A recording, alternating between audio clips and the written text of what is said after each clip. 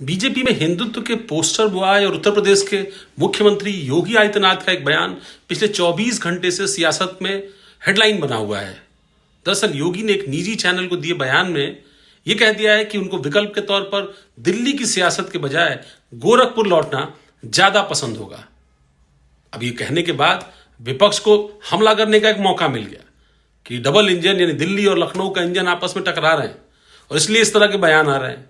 दूसरी तरफ पार्टी के जो दावेदार वैकल्पिक दावेदार बीजेपी के अंदर हैं उनकी बाछें खिल गई हैं। सियासी तौर पर इस बयान के अलग अलग तरह के नैरेटिव डेवलप किए जा रहे हैं।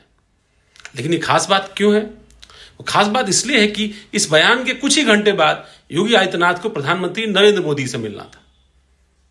तो कोई सियासी गुगली तो नहीं थी।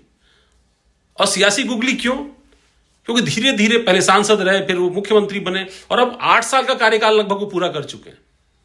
तो सियासी तौर पर बहुत मैच्योर हो चुके हैं योगी आदित्यनाथ। ये बहुत साफ तौर पर उनके राजनीतिक कदमों के माध्यम से दिखाई पड़ता है। और नारों को गढ़ने में तो वो मास्टर हो चुके हैं। बटोगे तो कटोगे का नारा महाराष्ट्र के चुनाव का सुपरहिट नारा था। दिल्ली के चुनाव में बीजेपी ने उसका इस्तेमाल किया। यहां तक कि प्रधानमंत्री को भी एक वैकल्पिक बैलेंस नारा देना पड़ा। अब उस नारे के बाद अब एक नई बात, वो बार बार हेडलाइंस डेवलप करने में सियासी तौर पर मास्टर साबित हो गए। और ये बयान कई तरह के नैरेटिव गढ़ता है और खासतौर पर उस दौर में जब बीजेपी को उत्तर प्रदेश में नया प्रदेश अध्यक्ष चुनना है, जिसके नेतृत्व में 2027 की लड़ाई संगठन लड़ेगा। तो ऐसे में अगर वो मन का नहीं होगा, वो अपने उस पर भरोसे का नहीं होगा, तो सरकार चलाना, संगठन चलाना, अपने लोगों को चुनावी टिकट दिलाना बेहद मुश्किल होगा।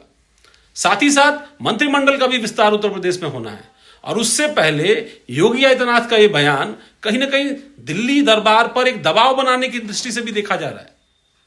और क्या होगा इसका असर, ये देखने के लिए अगले कुछ दिनों का इंतजार करना पड़ेगा, कुछ घंटों का इंतजार करना पड़ेगा। जब बीजेपी लखनऊ में अपना स्टेट प्रेसिडेंट किसको बनाने जा रही है, नाम का खुलासा होगा। साथ ही साथ जब मंत्रिमंडल का विस्तार होगा तो उसमें योगी आदित्यनाथ के चहेते लोगों को कितनी जगह मिल पाएगी, क्योंकि ये जगह तय करेगी, ये चयन तय करेगा कि सरकार के साथ साथ व्यवस्था पर और पार्टी पर उनका नियंत्रण कितना है। और 2027 की लड़ाई में जब जा रहे होंगे तो ब्रांड योगी के साथ साथ प्रबंधक योगी का क्या रोल होगा।